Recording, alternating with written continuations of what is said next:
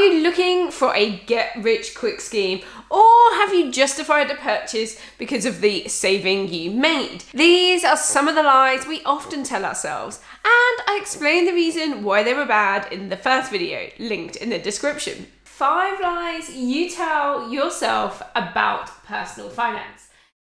I'll never clear this debt, so what's another 50 quid? We know this is wrong. It's definitely not going to help. Yet it's such a common way of justifying putting more onto a credit card. This isn't a tricky lie to detect because deep down we know it even at the time of saying it to ourselves. It can be a tricky habit to break though.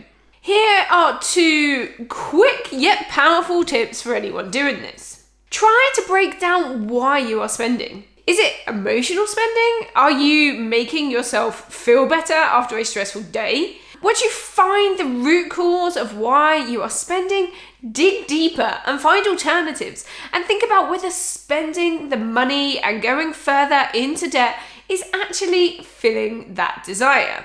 Make a plan to clear your current debts.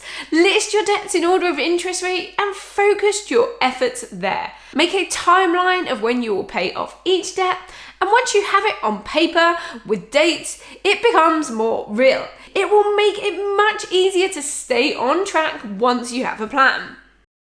I don't have enough to start investing. The way I invest is paying regularly and consistently into my portfolio. It's not putting a lump sum of money into a stock all at once. There are lots of investing platforms that let you start investing with just £1, so you really don't need a lot of money to get going. Whether you should start investing or not is something you will have to do your own research on. Some people think it's best to clear all your debts and have an emergency fund in place before you start. Others believe that breaking through the investing is too difficult barrier early on is important. So by putting anything, even £1 into an investment, you are starting yourself on a positive financial journey. However you feel about it, know that you do not need big sums of money to start investing. You need to be rich to get started.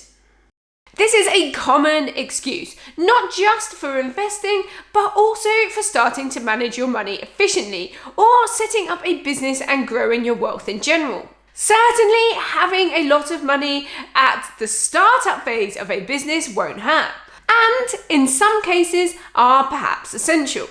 I, however, started my business from basically nothing, just the small amount it costs to host a website, which you can get started with for about a couple of quid a month. In many cases, there is a balance between time and money. Time is what I invested into starting my business. Time researching and learning about hosting, website design, SEO, content, and of course, writing blogs and making videos. It's not just about starting a business. Next time you find yourself using the excuse that you need to be rich to get started with something, maybe stop and think about it a little more, as it's not always the case. I deserve this, even if I can't really afford it. I do not want to take away from any feeling of self-worth, but just like any spending, especially if you're looking to borrow the money, you should consider some things. One of those being, is this an emotional spend or a logical spend? Often, if you are using excuses like, I deserve this, it's a way of making us feel better about something or taking our mind from something else. I regularly promote celebrating success and using financial tools to empower your finances and spending so that you can enjoy your life how you want. So understand, I mean this from a positive place, and I'm not another person preaching to always cut back and never spend your money. You should, however, think about whether you are just thinking you deserve it as a way to justify bad spending. If you were to take the time to save or make the money instead of using credit, do you think you would still want or deserve it once you are spending straight out of your bank?